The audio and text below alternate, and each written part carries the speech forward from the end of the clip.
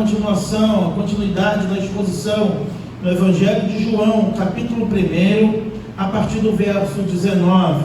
Irmãos, como pretendo, com a ajuda do Senhor, concluir a exposição do capítulo 1, eu irei orar e nós iremos lendo conforme expondo. Outra coisa que eu queria avisar os irmãos, eu percebi aqui no domingo até, conforme o pastor citava as referências e as referências bíblicas iam aparecendo, a tecnologia muito boa, mas eu recusei, eu pedi para o pastor Edward, na minha vez, não usar, para que os irmãos não fiquem preguiçosos e acompanhem a exposição, abrindo a sua Bíblia e manejando bem a palavra da verdade, marcando, olhando para a sua Bíblia.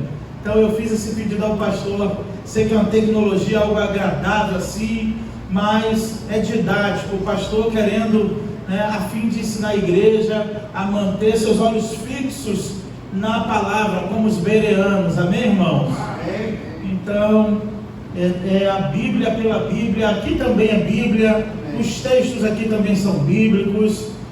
Outros pregadores quiserem usar, pastor, não é uma regra que o pastor está colocando diante da igreja, o importante é pregar a palavra, mas a fim de manter os meus ouvintes, irmãos, olhando para a sua Bíblia e conferindo. Vai que o pastor pediu e botou uma tradução lá no Datashow para induzir vocês, né? Então você confere na sua se está igual a minha.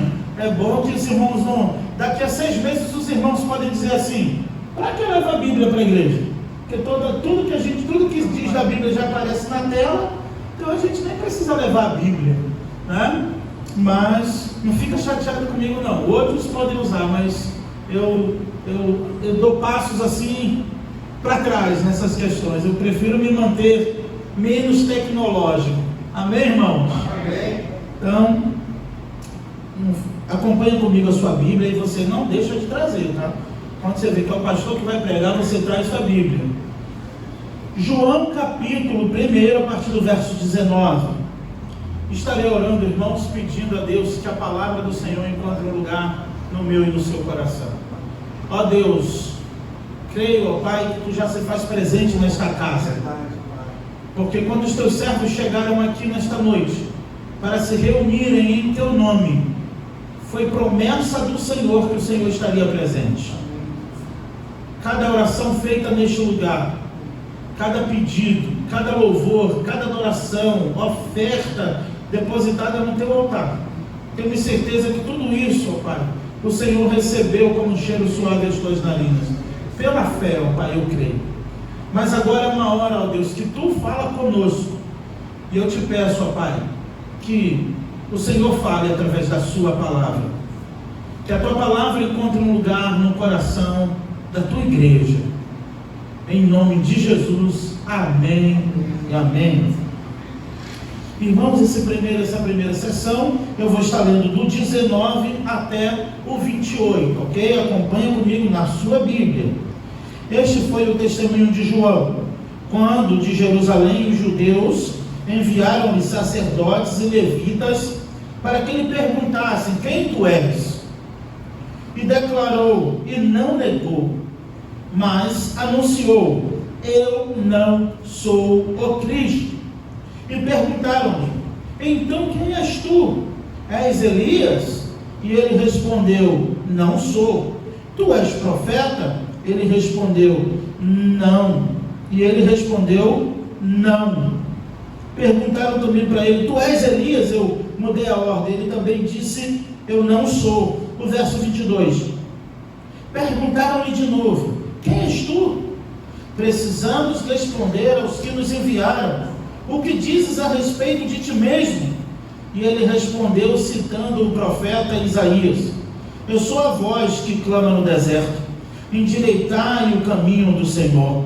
Então os emissários da parte dos fariseus perguntaram-lhe: neste caso, por que batizas, se tu não és o Cristo, nem Elias e nem o profeta? E João lhe respondeu: eu batizo com água. No meio de vós está alguém a quem não conheceis, aquele que vem depois de mim, de quem não sou digno de desatar as correias das sandálias. Essas coisas aconteceram em Betânia, do outro lado do Jordão, onde João batizava. Nós sabemos, e todos os evangelistas narram o ministério de João Batista, pois ele foi o precursor, o último profeta bíblico com essa tarefa messiânica de anunciar a Cristo. João teve esse privilégio, nós já sabemos, e falei também na introdução. Ele diz que ele veio depois de mim, mas é antes de mim.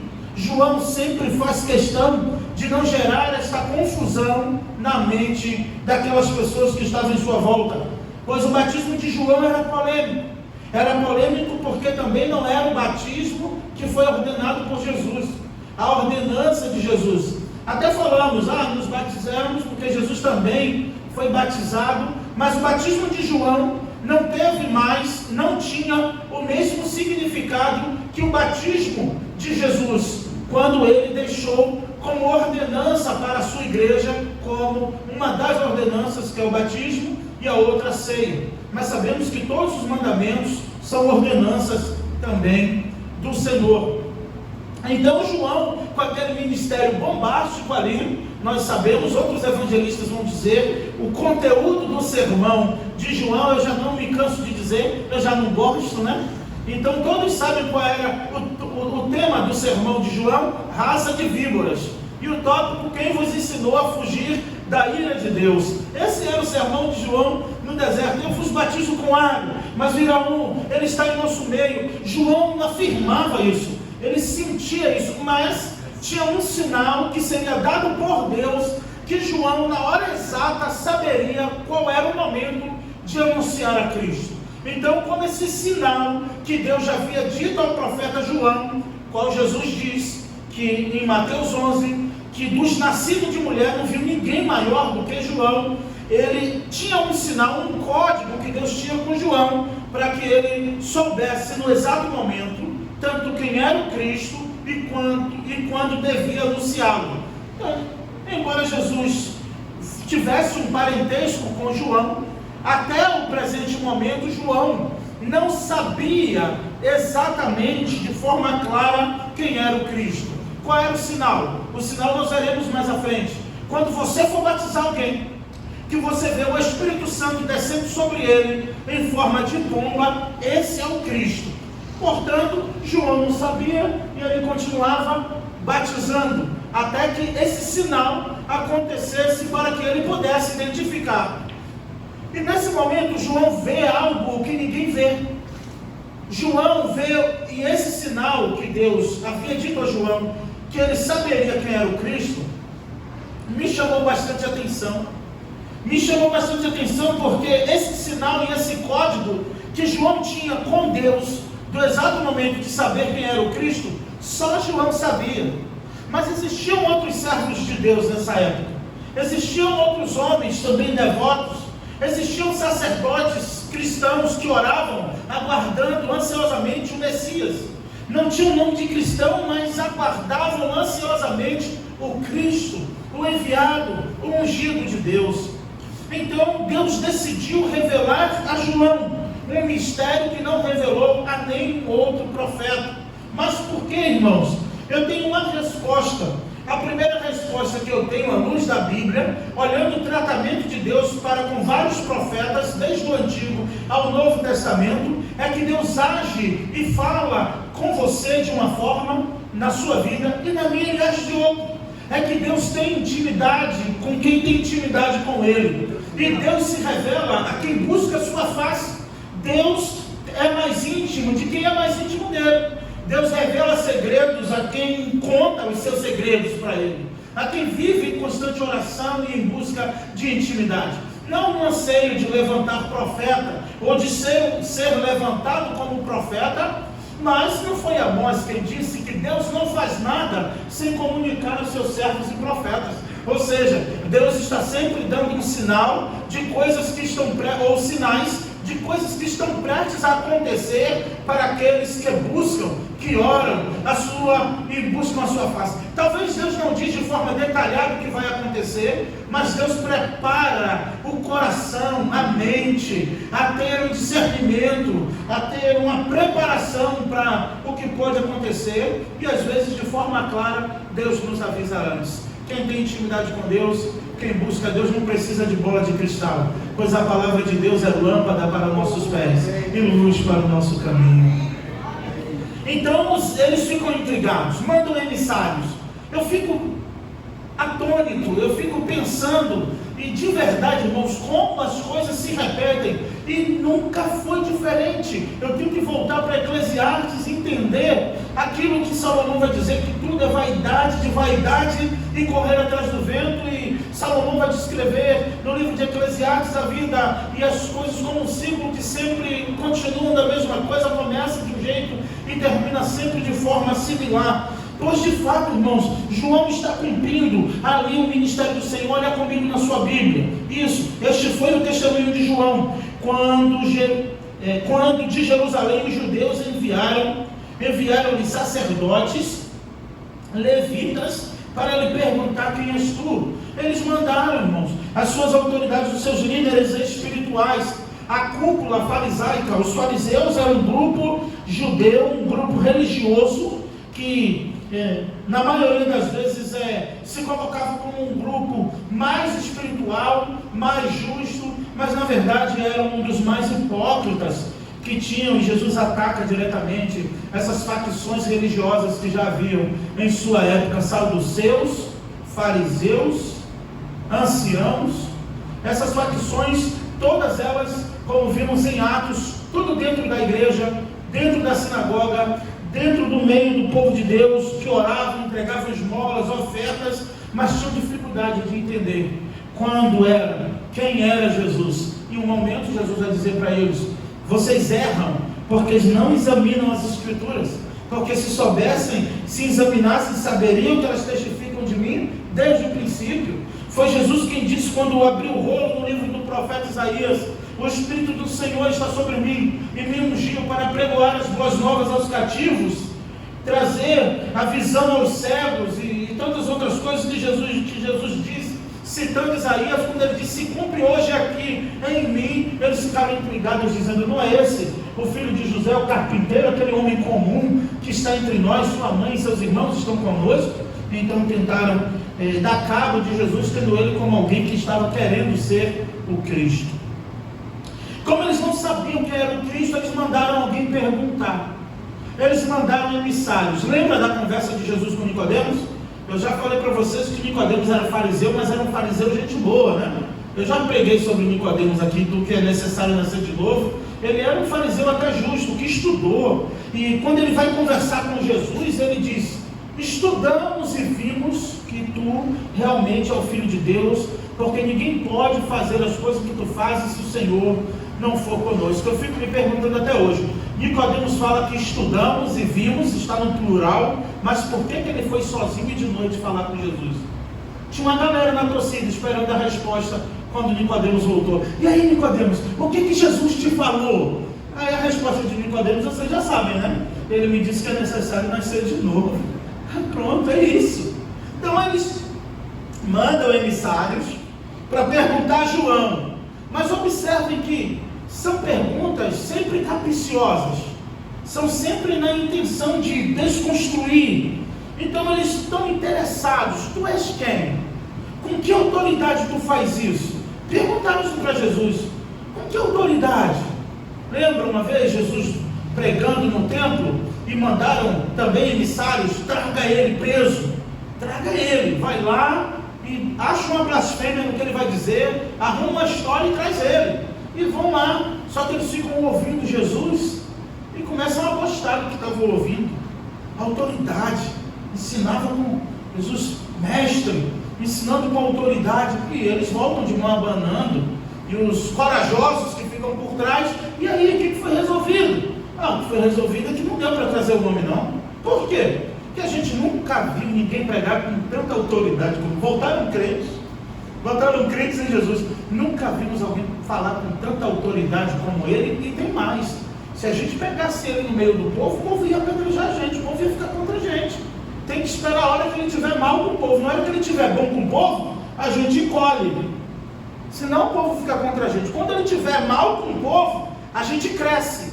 Foi por isso que naquele momento, nos últimos dias de Jesus, que disseram, solta Barrabás e crucificam. Aquele momento ali foi o momento ideal para gritar por Barrabás, porque estava todo mundo gritando, outros gritam no meio, ninguém ouve, e na verdade está barulho, mas solta Barrabás, libertam Barrabás, crucificam. Mas na narrativa, quando se escolhe Barrabás ao invés de Jesus, você vê algum relato assim, não, prende Barrabás e solta Jesus? Tem algum relato assim? Enquanto gritavam? Não, porque os bonzinhos se calaram nessa hora e deixaram os maus gritarem. Jesus foi crucificado porque era o propósito de Deus. Então observe a dinâmica. É interessante a gente observar isso, porque, olha, não tem jeito. Pregou sobre Marcos, Lucas, João, Atos, os evangelhos principalmente. Embora o evangelho de Lucas não seja um evangelho sinótico como os outros três, parecidos, similares, 90% do evangelho de João não se encontra nem em Mateus, nem em Marcos, nem em Lucas. Observamos que essas cúpulas eram da mesma época, no mesmo contexto. João era discípulo de Jesus, Pedro, discípulo de Jesus, Mateus, os discípulos juntos ali, ouviram e presenciaram essas coisas. Então, eles estão tentando agora pegar João na vaidade. Ele está dando testemunho de Jesus.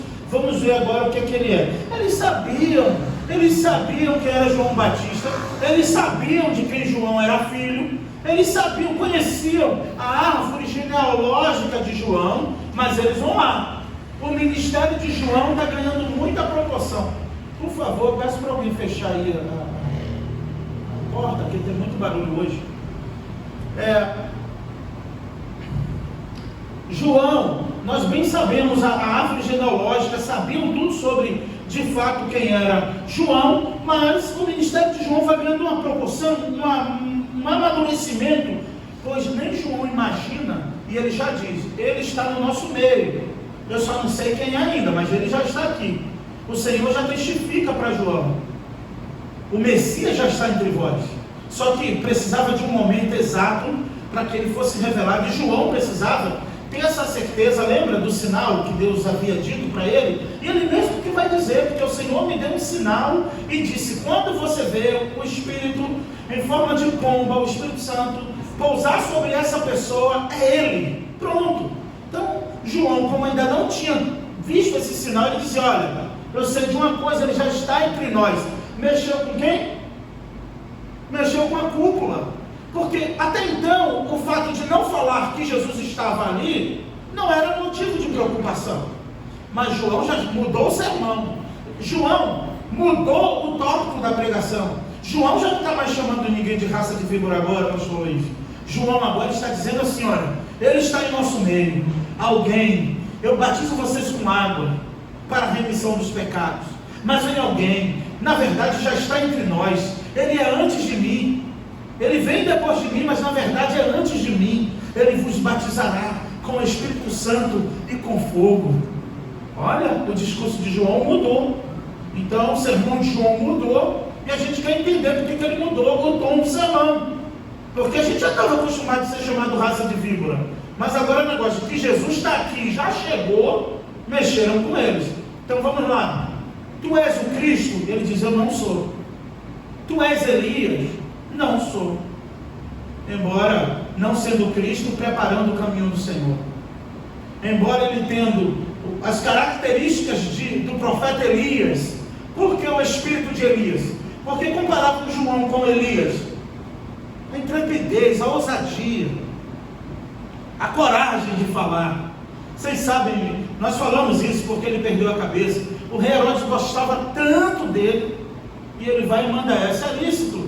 Tu ficar com a esposa do teu irmão, o rei ficou com vergonha, ele constrangeu o rei passou no caminho dele, na hora que ele estava pregando, ele foi preso. Nós já sabemos o sinal, João, vou ter que te prender, esse sermão teu aí, você tinha que pular essa parte. Ele não pulou essa parte, foi preso. Então João era intrépido.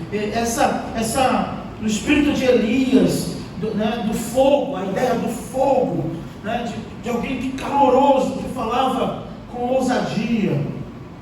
E ele disse: eu também não sou Elias. Tu és profeta, mesmo sendo, e Jesus vai dizer que dos nascidos de mulher não viu nenhum homem maior do que João, pela proporção, pela envergadura do seu ministério em apontar para Cristo. Jesus está dizendo: todos falaram de mim, mas João foi o único profeta que me viu. Entende isso? Por que ele disse que ninguém é maior que João? Isaías tem obras maiores do que a de João, Jeremias, Ezequiel, mas eles não contemplaram o Filho de Deus. Jesus está dizendo: o maior é João, o mais privilegiado é João. Dos nascidos de mulher, ninguém maior que ele. Então eles ficam intrigados. E João não responde. João mantém: eu não sou o Cristo, eu não sou profeta, eu não sou Elias. E a resposta dele é não.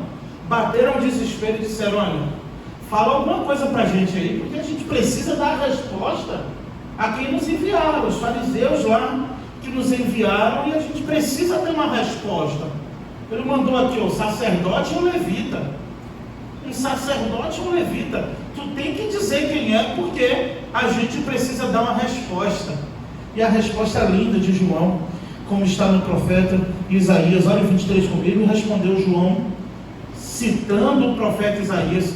Até a resposta de João foi bíblica. Ele cita o profeta Isaías: eu sou a voz do que clama no deserto, endireitai o caminho do Senhor. Quando João fala isso aos ouvidos deles, soa assim: a hora chegou. Se ele é a voz que clama no deserto, endireitai o caminho do Senhor, então o Senhor já está entre nós. O Senhor já está aqui. A gente não sabe quem é. E paz, meus irmãos, muitos, principalmente no início, antes de Jesus se revelar, Jesus estava ali ouvindo os sermões de João. Ele dizendo: olha, ele já está entre nós. E Jesus ainda estava mesmo ali entre eles. Então vamos avançar para vocês acompanharem comigo. Eu sou a voz que clama no deserto, endireitai o caminho do Senhor. Ele cita o profeta Isaías.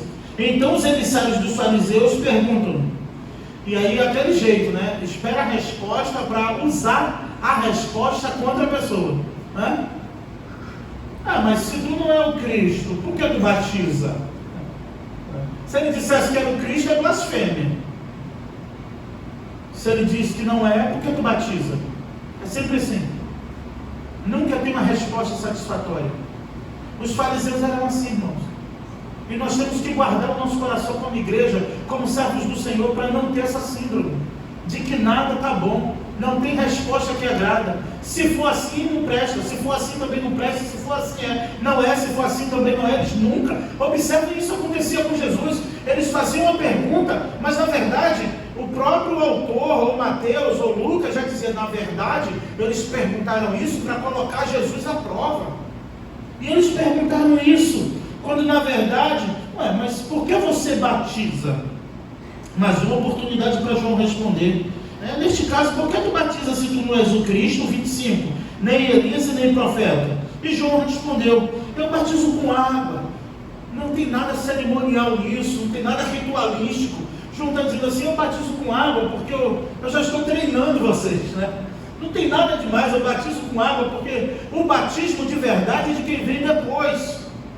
Como eu falei, esse batismo de João não era uma ordenança ainda do Senhor, mas João batizava porque já havia na própria lei de Moisés a ideia de lavar com água, que representava a purificação. Mas João entendia que não passava de algo simbólico, tanto que ele mesmo vai dizer: eu vos batizo com água. Está dizendo: o que é que vai mudar na vida de vocês? O que eu estou fazendo não vai mudar nada, E batismo num tanquezinho da igreja não muda nada. Quando mergulha e levanta, não muda caráter, não acontece nada. É só um sinal para as pessoas agora que você pertence a Cristo e agora você pode ser membro de uma igreja. É só para isso, irmãos. Jesus está dizendo: quem batiza de verdade é quem vem depois de mim. Esse quando batizar você vai ver o que é de verdade. porque o batismo dele é para remissão dos pecados.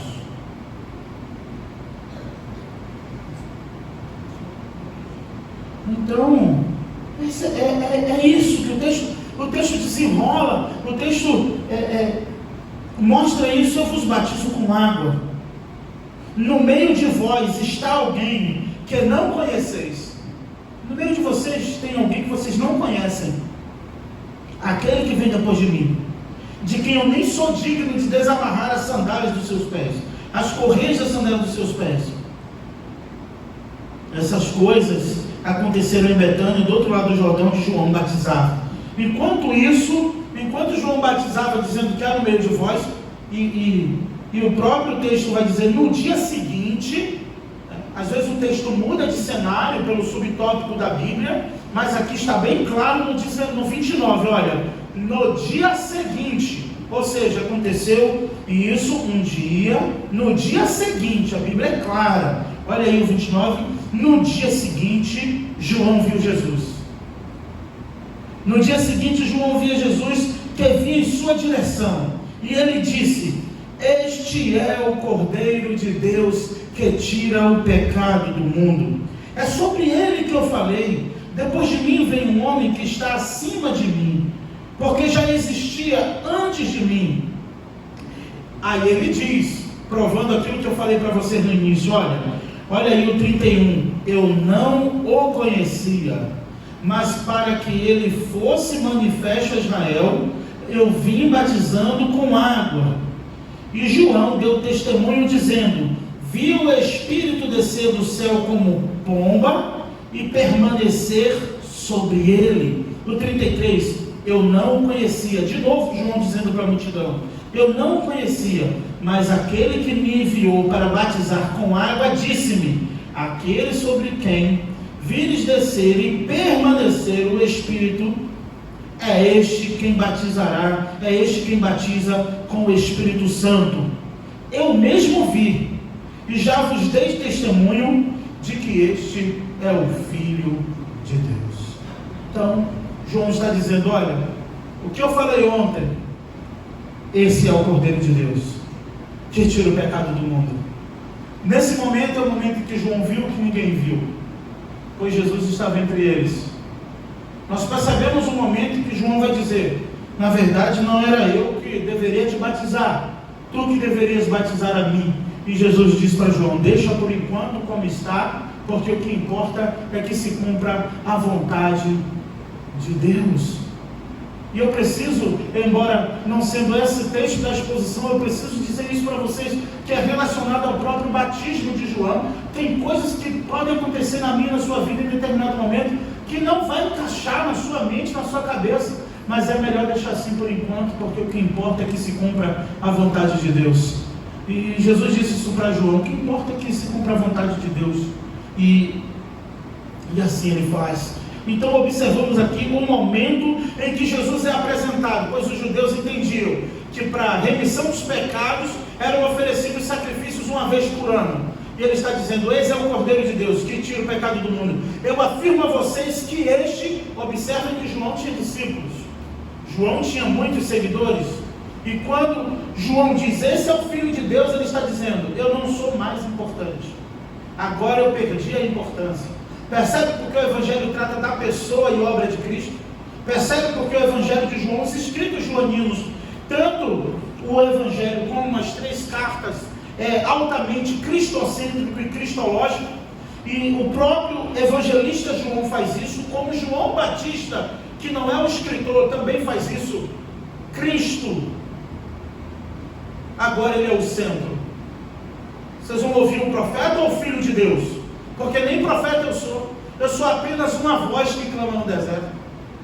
Quem é você, João? A tua identidade a gente precisa apresentar lá. Ele não disse, eu sou aquele que representa, né, a última linhagem dos profetas que tem o privilégio de anunciar a Cristo, e o meu nome é João Batista. Ele diz, não, eu sou apenas uma voz, eu sou uma voz que clama no deserto. E quando ele vê Cristo, ele diz, é sobre ele, tudo que eu estava dizendo o tempo todo era sobre ele. Ele chegou, ele está aqui, eis o Cordeiro de Deus que tira o pecado do mundo. Interessante que ele não esconde o pecado do mundo. Ele não veio para afagar o pecado do mundo. Ele não veio para entender o pecado do mundo. É porque tem muitas teologias que apresentam Jesus de várias formas que não é o Jesus da Bíblia. Um evangelho que não denuncia de fato o que Jesus veio fazer, tirar o pecado do mundo.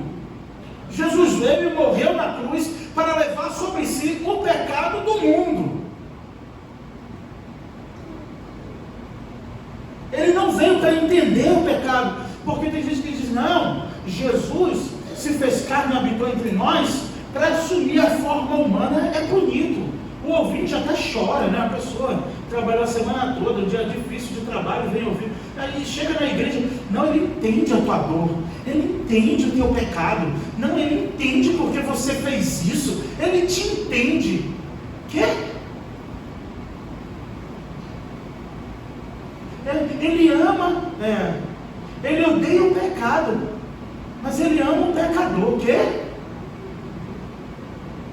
Não leu a carta de João, que aquele que vive pecando não é de Deus. Não entendeu o evangelho? Não, ou então ele já olha os perigos do universalismo nesses textos. Ele morreu e ele tirou o pecado do mundo. Ele morreu, o seu sacrifício é suficiente para anular o pecado de todo mundo, sobretudo de todo aquele que crê.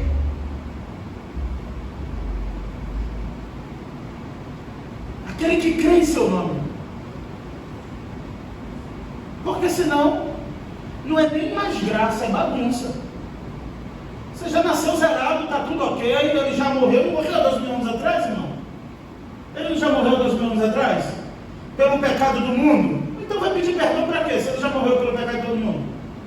Foram o que os nicolaítas fizeram, invadindo as igrejas no primeiro século, que o Senhor escreve as 7 cartas às igrejas, onde os nicolaítas invadiam as igrejas e diziam, não, a matéria, o que a matéria fizer, está tudo certo, porque vai para o pó. O que importa é crer a alma, porque ele morreu já pelos nossos pecados. Então, não importa. E eu gasto um tempo aqui de propósito para dizer, a proposta de João, eis o Cordeiro de Deus que tira o pecado do mundo, e ele veio para morrer pelo pecado da humanidade, do cosmos, de toda coisa criada. Colossenses vai dizer bem isso. Ele reconciliou todas as coisas consigo mesmo no sangue da sua cruz. Ele tira o pecado do mundo. Ele não acolhe, ele não afaga, ele não entende. Ele tira o pecado do mundo. Ele veio para isso, para tirar o meu e o seu pecado.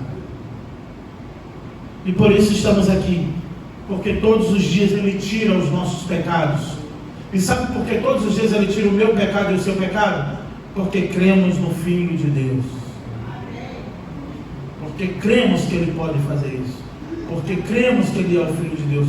Então quando João faz isso, eu estou falando algo para vocês que vocês vão ver depois que a cena muda. Porque quando João diz, eis o Cordeiro de Deus que tira o pecado do mundo, é esse aí. E eu digo a vocês que esse é o Filho de Deus. Quando João faz isso, ele também vai perder, se essa é a palavra, seguidores. Agora ele fica menos importante. Um homem diante de Cristo, ele tem que ser menos importante. Uma igreja que é cristocêntrica, ela é menos importante do que Cristo. Cristo é tudo em todos. Um servo que entende que de fato viu Jesus, alcançou Jesus, Jesus passa a ser mais importante do que ele mesmo, do que o seu ministério, do que o que ele pensa sobre o mundo, sobre a vida, sobre as pessoas. João apresenta Jesus à multidão e diz, eis o Cordeiro de Deus que tira o pecado do mundo. Eu não sou digno nem de desatar a sandália, de desatar as suas alpacas ou as sandálias dos seus pés.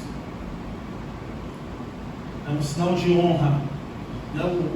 Mexer na sandália, mexer nos pés, era o escravo mais ralé, Era uma questão de humilhação máxima. E ele diz: eu não sou digno nem de desatar as sandálias dos pés desse aí,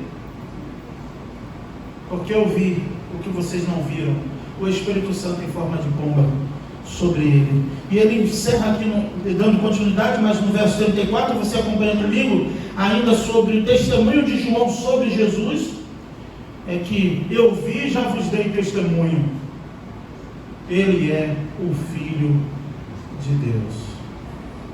Esse é aquele quando João diz isso, vai rachar a mente, a cuca daqueles homens, porque é o cumprimento de Gênesis 3,15, que todo judeu esperava. Você sabe por que um judeu desprezava a mulher que só tinha filha menina? Porque ele já estava falido da esperança de que teria, e que da sua casa nasceria o Salvador do mundo. Todo pai judeu, desde a profecia de Gênesis, tinha essa esperança. Por isso que quando era um filho varão, eles ficavam na expectativa do cumprimento daquela promessa. Será que é o meu filho? Será que é na minha casa? Quando a mulher era estéril, aí piorou. Ela era considerada uma mulher amaldiçoada, porque Deus a privou de dar a luz. Lembra da dor de Ana? Lembra da esposa de Jacó? Dai-me filho, se não morro.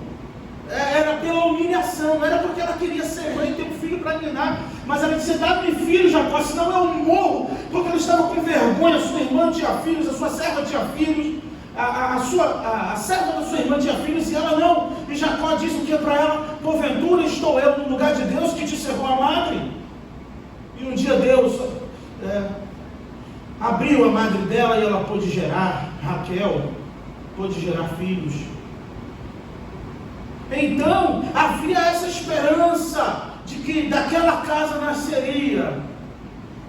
É varão, talvez em algum momento ele vai se revelar. Por isso que todo pai judeu cumpria direitinho lá Deuteronômio 6, ensinando, levava os meninos para o templo e estudava na escola. Jesus com 12 anos já era mestre, já ensinava doutores. E quando Jesus é chamado de mestre, de rabi, não é no pensamento que eu e você tem no sentido de mestre de soberania, de senhor, mestre de ser mestre da lei, de ser conhecedor, mestre no quesito acadêmico, tutor, professor. Então havia essa esperança, e João diz a ele, se cumpriu hoje Gênesis 3,15, quando João disse: se cumpre, da semente da mulher nascerá um que esmagará a tua cabeça e tu lhe ferirás o calcanhar. É ele? Mas não é filho de José o carpinteiro? Tem certeza? Imagina a crise deles, de entender que Jesus era o de Gênesis 3,15, era o que a lei de Moisés dizia, os profetas. Então é sobre ele que Isaías está dizendo. Mas a sua mãe e seus irmãos não estão conosco? Ele não foi lá com o pai dele entregar um banco essa semana, fez uma mesa para mim? Ele é o Filho de Deus.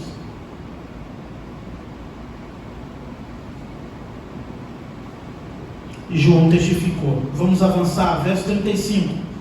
No dia seguinte, interessante que é um dia atrás do outro esse acontecimento aqui. Um dia João anuncia Jesus, avisa. Um dia João dá testemunho de Jesus. Outro dia Jesus prova quem é Jesus. E no outro dia João direciona pessoas para Jesus. Observe, no dia seguinte João estava ali outra vez, com 2 dos seus discípulos, e olhando para Jesus, que por ali passava, este disse: este é o Cordeiro de Deus. Olha só que coisa linda. De novo, está com 2 discípulos, Jesus passa, e João olha de novo e diz: este é o Cordeiro de Deus.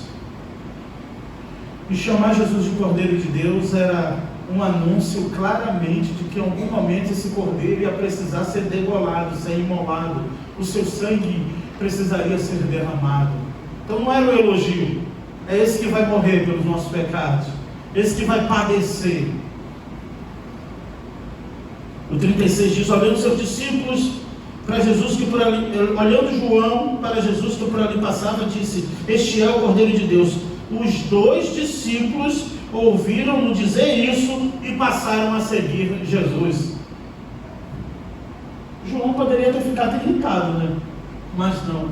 Sabe por que João não ficou chateado? Porque João sabia para que ele foi chamado, para levar pessoas a Jesus. Amém. Ele sabia por que ele foi chamado, para conduzir pessoas a Jesus, para preparar o caminho do Senhor. Então ele disse: aquele é o Cristo. O que é que os discípulos deles fazem? Então, João, eu vou seguir ele.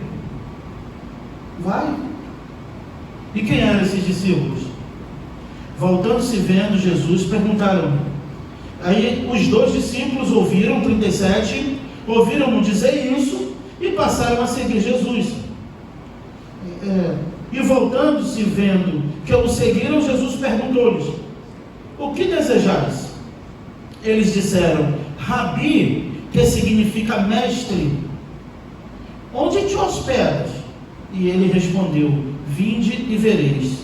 E foram, pois, e viram onde ele se hospedava, e passaram um dia com ele. Era cerca da 10ª hora. O 40.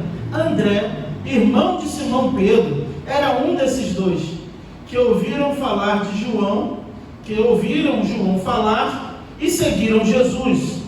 41.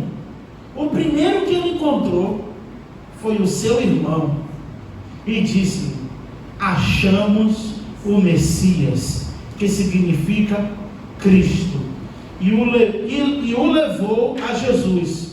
Este fixou nele o olhar e disse: tu és Simão, filho de João, serás chamado Cefas, que significa Pedro, ou Petros, ou fragmentos de pedra. Jesus, tu és Cefas agora. Tu és Simão e tu vai ser chamado de Cefas, tu é filho de João. Interessante, irmãos, a atitude de André, que quase não aparece muito nos evangelhos. Mas é André que conduz o seu irmão, que depois tem mais notoriedade. Eu vi o Hernando Dias Lopes em seu comentário dizendo que André tinha um dom de ser o segundo. Ele não queria ser o primeiro, mas ele teve as atitudes mais importantes. Ele levou o seu irmão até Jesus. Achamos o Messias. Eu sei onde ele está. E aí não tem como não fazer uma aplicação. Se você sabe onde Jesus está, por que não leva pessoas até Jesus? Quantas pessoas você já levou até Jesus? É porque cobrar o que precisa ter. E aí uma aplicação, desculpa os visitantes, tá? Aqui é quarta-feira, o negócio aqui é chapa esquenta mesmo. O povo é corajoso que vem, viu? O povo da igreja. Não liga não, que quarta-feira o negócio é meio embaçado mesmo. Se você sabe, é porque tem uma lista de irmãos, de membros de igreja, e talvez até você que me visita, se é de outra igreja, está esperando algo da sua igreja, e o que o pastor tem que fazer, e porque chegou e não tem nada pronto para você, está perdendo tempo de levar pessoas até Cristo, até Jesus. Porque se você sabe onde Jesus está, você pode conduzir pessoas até Jesus, mas muitos não levam pessoas até Jesus porque não encontram Jesus em si próprio, na sua vida, no seu eu, no seu coração. Aí fica difícil levar outros até Cristo, porque André diz: eu achei o Messias. Pedro diz: onde ele está? Eu vou te levar, vamos lá, e você vai ver onde ele está. Agora, chegar na igreja local, hoje com toda a facilidade que a gente tem, e reclamar do que não tem, do que deveria ter, como deveria ser, é muito fácil. A pergunta é: quantas pessoas você já levou até Jesus? Conduziu até Jesus? A primeira pessoa que ele fala: meu irmão, Simão, eu achei o Messias. Na outra vez ele encontra o rapaz, o povo com fome, os discípulos lá. Porque é assim, irmãos. Por isso que é bom pregar expositivo, porque está tudo no meio do caminho e a gente vai passando assim, olha. É assim. Senhor, os discípulos, o povo está com fome. Teu sermão está demorado. É aqueles que reclamam que o sermão demora e quando o culto acaba, mesmo o sermão demorado, não vai embora, fica no corredor batendo papo. Eu tenho até tempo para jogar a conversa fora e reclama do sermão, né? E quando o pastor acaba 10 minutos mais cedo, ele vai em 11h30 para casa. Só para provocar. Mestre, tu está com o sermão do monte aí muito demorado, 5 dias, o povo sem comer, sem beber. Tu está demorando demais. Enquanto uns estão aqui, e aí Jesus, tu vai fazer o quê? E aí, Jesus, o povo está com fome. Porque tem, na multidão, tem aqueles também que gostam de se compadecer do outro, mas não faz nada. Tadinho, tem mulher, tem criança, e ninguém comeu. André pega um rapaz, acha no meio do povo um rapaz que tem 5 pães e 2 peixinhos e traz. Eu encontrei em João 6. Está aqui um rapaz que tem 5 pães e 2 peixinhos. Pronto. Conduz, caminha, direciona. E o que é isso para tanta gente? E é dali que Jesus multiplica. Outro momento, ele pega gregos, ouvindo falar de Jesus, André de novo na cena. Opa, levar até Jesus é comigo mesmo. Por isso que tem aquele projeto missionário que teve aqui, Missão André, né? Minha mente abriu ainda melhor sobre isso, quando eu preparei. Eu falei, por isso a Missão André é de levar as coisas. Lindo, né? Então, André, os gregos, tem pessoas estrangeiras aqui, e quer saber quem é Jesus? André de novo na cena. Eu sei onde ele está, vem comigo que eu te levo até Jesus de novo. Mas o que muitos discípulos, ou ditos discípulos, que aqui a gente aplica também para a vida real, para o dia a dia, de Cristo, estão afastando as pessoas de Cristo. Estão, na verdade, tirando o privilégio das pessoas de conhecer Cristo. Porque se João não falasse, esse é o Cordeiro de Deus, os discípulos iriam seguir Jesus? Se João ficasse calado, André e o outro não iam seguir Jesus? Mas o próprio João do Evangelho vai dizer, por causa do que João disse, os discípulos de João passaram a seguir Jesus por causa do que João disse. E por causa do que você diz, você pode trazer muitas pessoas a Cristo, ou podem afastar muitas pessoas de Cristo. Por causa do que você diz, você pode trazer muitas pessoas para sentar nesses bancos e ouvir a palavra, ou afastar muitas pessoas dessa igreja de ouvir a palavra. Tudo por causa do que você diz. E aí você tem que decidir se você quer ser um fariseu para afastar as pessoas de Jesus, com a religiosidade, ritualismo, ou se você quer ser um André, de conduzir as pessoas a Jesus. E é isso que acontece. Achamos o Messias. Pedro tem esse encontro com Jesus. Jesus revela a identidade de Pedro e diz: tu és Simão, filho de João. Olha, imagina João, imagina Pedro. Tu és Simão, filho de João. A partir de hoje eu vou te chamar de Cefas. Pedro, pedra.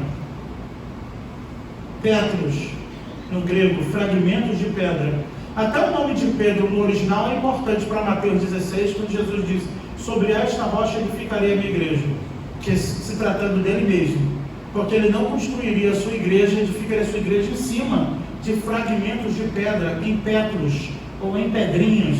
Quando Jesus usa o termo Pedro, Pedro, Satanás me pediu para te venerar, também pelo significado do nome de Pedro ele entendeu, porque fragmentos de pedra na pedreira é assim, eles chacoalham, eles passam na peneira também. Então, Pedro entendeu também que era relacionado ao seu nome a questão do cirandar, do cessar até só ficar os grãos maiores dos fragmentos de Pedro, ou da vida de Pedro. Então, aquele momento foi salvífico para Pedro, porque André conduziu e pegou na mão seu irmão e disse: eu vou te levar num lugar. Eu sei onde o Messias está, e eu vou te levar até ele. E assim foi. De novo, o negócio aqui foi de um dia para o outro, tudo aconteceu numa semana só, viu? No dia seguinte, João está dizendo isso, que foi no dia seguinte, não diz algum tempo depois, e tendo eles, não. No dia seguinte, olha aí o verso 43, ainda estou dentro do horário. No dia seguinte, Jesus decidiu ir para Galileia e, encontrando Felipe, disse: segue-me. Felipe era de Betsaida, cidade de André e Pedro. Observe, cidade de André e Pedro. E Felipe fez o mesmo que André. Felipe contou para Natanael. Filipe foi até Natanael e disse, olha o 45, achamos aquele de quem Moisés escreveu na lei, sobre quem os profetas também escreveram, Jesus de Nazaré, filho de José. Pronto. Olha o que Filipe disse, o que Natanael disse, e Natanael, lhe perguntou, pode vir alguma coisa boa de Nazaré? E aí Filipe respondeu, vem e vê. Quando Natanael ensaia em falar mal da obra, mal do Senhor, ele diz, vem e vê. Ele não ficou discutindo. Ele não ficou, fala mais, Natanael, desabafa que eu te entendo, a tua frustração dos profetas. Eu sei que você esperou muito tempo e não aconteceu. Vem e vê. Venha você e veja. Vem e vê. Pode vir alguma coisa boa de Nazaré? Nazaré era Jesus não nasceu em Nazaré, nós bem sabemos. Jesus nasceu em Belém, mas cresceu em Nazaré. Por isso ele era chamado de Jesus de Nazaré. Mas Jesus não é de Nazaré. Filipe errou. Quando fala Jesus o Nazareno, é porque também o lugar não ajudava muito. Nazaré era tipo o gueto da época, era a periferia da época, era um lugar que não era muito bem quisto e bem visto também. Então quando ele diz, pode vir uma coisa boa de Nazaré, é daquela região lá, será que tem alguma coisa boa? E Filipe disse, vem e vê. Mas uma prova da divindade de Cristo aí na teologia sistemática, na pessoa e obra de Cristo, uma prova de que era divino, primeiro quando ele diz, tu és João, Pedro, tu és Simão, filho de João. Então ele já revelou a identidade, a árvore genealógica de Pedro. Então Pedro já pôde perceber, ele realmente é o Messias. Outro momento, o Evangelho de João é um dos que mais apresenta a divindade de Cristo, com a mulher no poço, com tantas outras coisas. Você vai ver em todo o Evangelho a divindade, o Filho de Deus, Jesus Deus sendo apresentado por João. Então João vai dizer, agora Natanael, vem, Filipe dizendo, vem e vê. Aí olha o 47, vendo Natanael aproximar-se de Jesus, referiu-se dizendo, este é um verdadeiro israelita em que não há fingimento. Olha o que Jesus faz, olha a divindade aí. Esse não há dolo, esse é sincero. Esse é sincero. Não há dolo nele, não há fingimento. Esse aí fala o que pensa.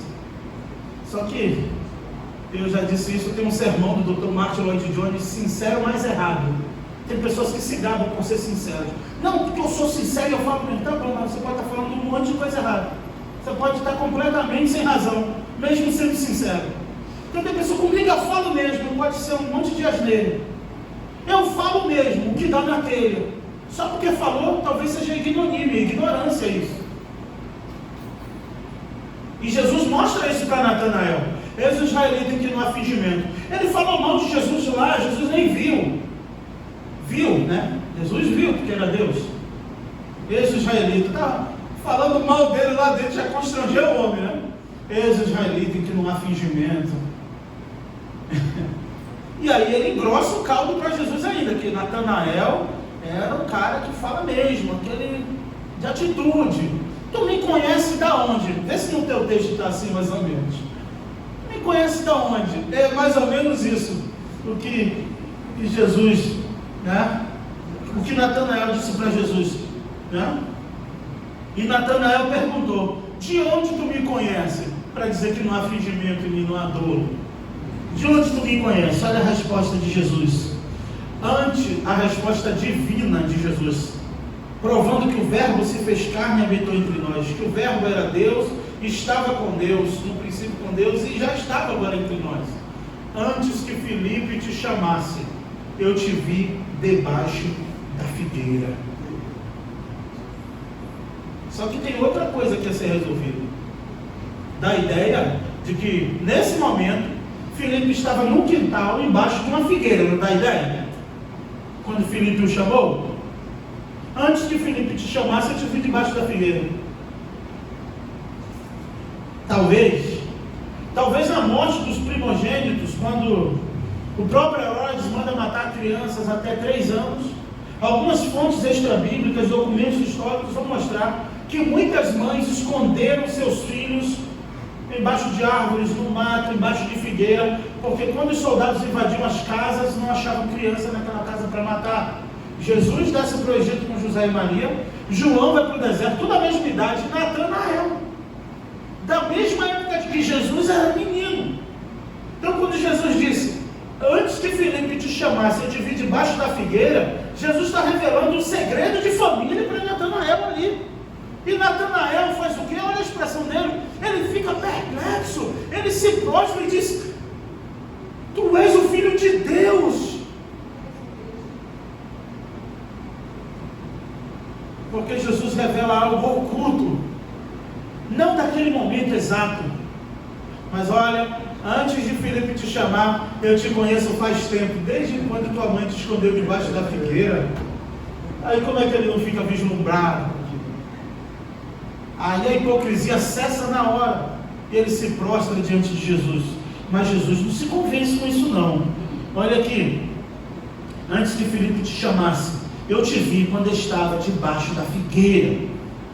Natanael respondeu, Rabi, tu és o Filho de Deus, tu és o Rei de Israel. Ele exalta Cristo na hora, tu és o Filho de Deus, tu és o Rei de Israel. Naquela hora que ele se prostra, olha o 50, ao que lhe disse Jesus, creres porque eu te disse que te vi debaixo da figueira? Ou seja, isso é muito pouco para tanta adoração. Calma, você não viu nada ainda,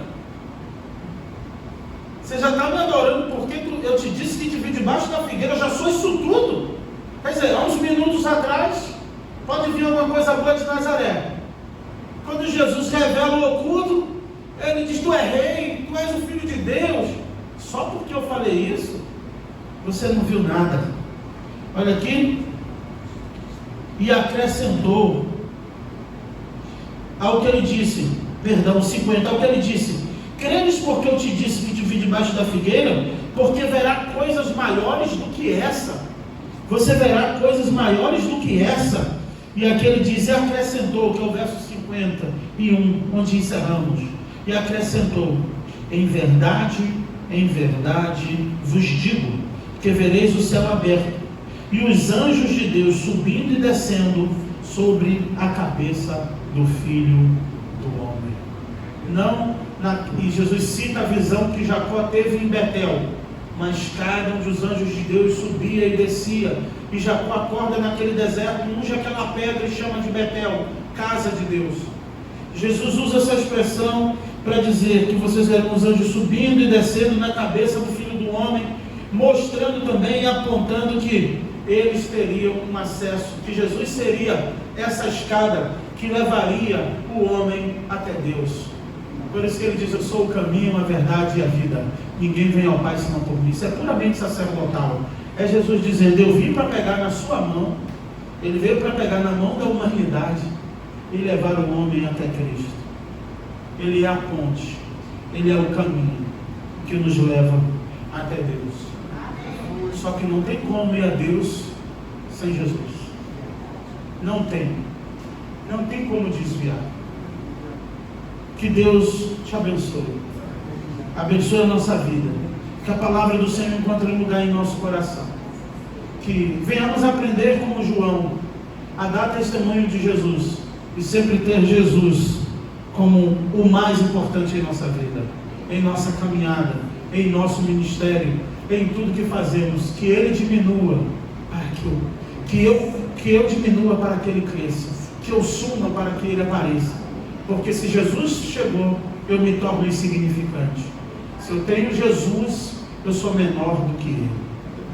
Como André e os discípulos, que não só receberam a salvação em Jesus, mas conduziram pessoas até o Messias. E se você sabe onde está Jesus, por que não levou teu vizinho? Por que ainda não levou teu amigo de trabalho? Por que não apresentou Jesus a essas pessoas? faça isso, cumpra.